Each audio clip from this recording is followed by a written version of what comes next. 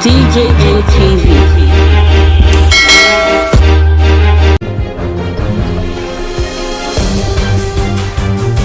New APC members Gbenga Daniel and Demije Bankola, dem don visit Oga Buhari.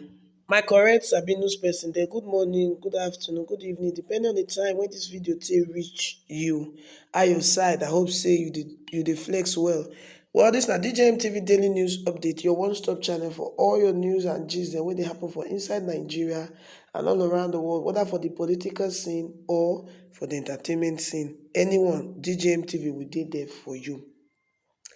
Now, no be news say Oga Gbenga Daniel and Demije Bankola, they don defect from the People's Democratic Party to the All Progressive Congress wey be APC. Now, these newly defected members of the APC, Demije Bankola and former Ogun State Governor Gbenga Daniel don visit Oga Bubu for the State House for Abuja. The people wey follow dem go na the Governor of Yobe State, wey be the chairman Caretaker Extraordinary Convention Planning Committee of the All Progressive Congress, Jigawa and Kebbi State Governors, wey also present them as new members of the party to President Buhari. Gbenga Daniel na one-time governor of Ogun State from 2003 to 2011, while Demije Bankola na the one-time Speaker of the House of Representatives for 2007 to 2011. And both of them dey under the platform of the People's Democratic Party, PDP. During the time we see dem take comot from PDP come go enter APC, Gbenga Daniel talk say his decision to join the All Progressive Congress, he think am well and he called on fellow Nigerians to join hands with the federal government so that they go fit rebuild the socio-economic fortunes of the country. The two people wey recently come join the All Progressive Congress, they don meet with President Bubu as a formal way to take announce their arrival for inside the party. You understand as e dey be. You know say as they be big men now, as they be important figures for the opposition party, as they join the ruling party like this, so they gats let everybody know say they don join the party. You understand? Oga Bankola conclude im plan to join the All Progressive Congress following im meeting for inside the middle of April with the APC caretaker chairman Mai Mala Buni for Abuja. The Jigawa State Governor Abubakar Bagudu, he also dey there, like as I tell una before. Meanwhile, Oga Daniel na February im take comot from the People's Democratic Party as the former campaign manager of the People's Democratic Party for the presidential candidate Atiku Abubakar for 2019.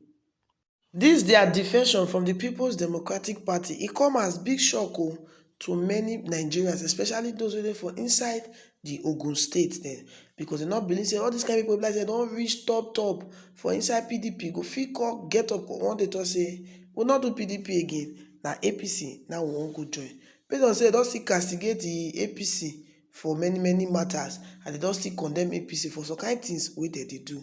But when this one go to tell us say permanent enemy and permanent friend not dey for inside politics. While Oga Bubu dey receive these new party members of the All Progressive Congress, he expressed joy, say belle sweet am well as Gbenga Daniels and Demije Bankola and the other people dem wey don defect comot from the People's Democratic Party as they come join the APC. So he say e dey rest assured say things go better for inside the country with all these kind of people who dey support the government. Well, Oga Bubu say he know say with time more and more people go come join the All Progressive Congress, because say All Progressive Congress get better to offer than the People's Democratic Party.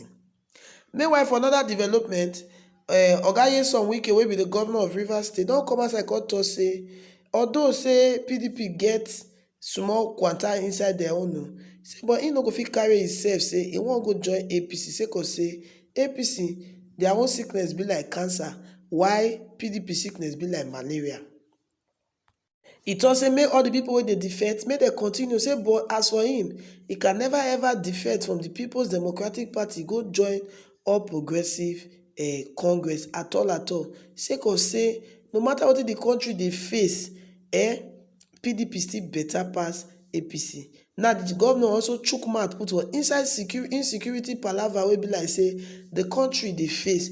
He also talk about as all these people dey do gidi so say 2023 election dey come, everybody come dey wan dey form one kind thing, make dem wan defect so that dem go fit get chance to take rule the country. He say he no believe say any of them go fit make am for inside the APC. Well, all dis one pipo dey talk say one person comot from APC go PDP or person comot from PDP go APC, dem no go treat the person well, or the people dem no go dey happy to receive the person wey defect. We no know how true e be, because Oga Bubu don express im excitement to take see say Mr. Gbenga Daniel and Bankole Demije dey dey for inside the APC. E tok say having the likes of Mr. Daniel and the former speaker for the ruling party, dey give am hope of good things to come. He say Gbenga Daniel don make e weak as e take join APC. In fact, Oga Bubu as dey talk dis thing so say Gbenga Daniel has made my week, and so body dey sweet her, e dey smile from ear to ear sake of say e dey happy of dis new development. Mr. Daniel when e dey address the press afterwards, don explain to say defections from one party to another, e no go fit turn Nigeria into one party state. He say e get one time like say na PDP na dey in charge of more than 2/3 of the states of the federation, yet the current APC dem dey able to win and take over power. The former Ogun herdsman say as he don join dis APC so, the villa don get newfound fraternity with Mr. Daniel, you understand? And meanwhile, Bankole Demije just recently marry the daughter of the governor of Kebbi State, wey be Governor Bagudu. Because of this one, I make Governor Bagudu follow am go introduce im in-law to Oga Bubu. Oga Bubu don talk say dis newfound villa fraternity with Mr. Daniel na APC resolve at collecting important opposition arrowheads from the People's Democratic Party.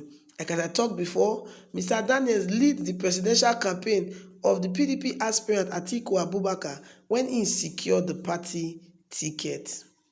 Now, with all this defection here and there, we know say 2023 don dey come, and the truth of the matter be say almost all of us know why most of us people dey run comot from one party dey go the other party.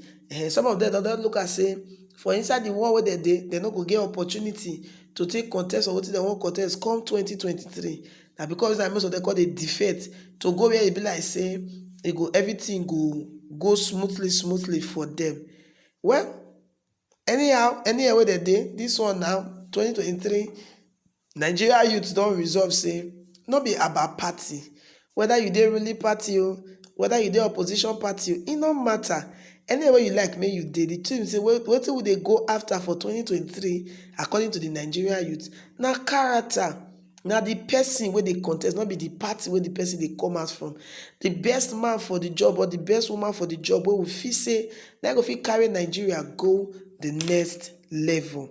Well, now here we take come to the end of this edition of DJM TV Daily News Update. Make you no forget to subscribe. Abeg, if na the first time wey you dey see any of our videos, make you no forget to subscribe, like and share this video. After you subscribe, make you touch that bell wey near the subscribe label, so that anytime when we drop news, you go be one of the first persons to know say better news don land for inside DJM TV Daily News Update. Don't forget say you fit still follow us on Facebook, for Twitter, for Instagram, and even for TikTok. We also there for www.djmtv.news as our website. You know, so if you place your advert with us, in case you never know that the first time we dey hear, and yes, if you place your advert with us on top DJM TV for all our social media platforms, all you need to do now to contact us, and we go tell you what to do and how we go run the matter, so that your business go move to the next level. You know as it dey be. Well, until we come your way with another edition of DJM TV Daily News Update, My name still remain Laworo Favor, and they tell you say for politics, no permanent enemy, no permanent friend. So make you not kill yourself because of any politician. This life, use your head pan. My people, una well done. DJM TV. DJM TV.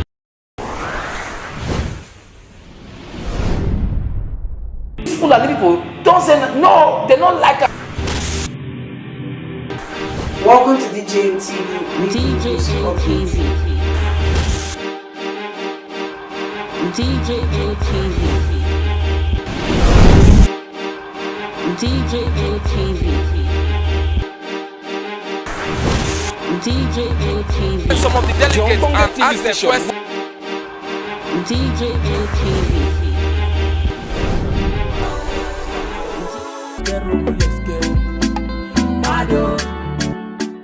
DJM TV. DJM TV. DJM TV.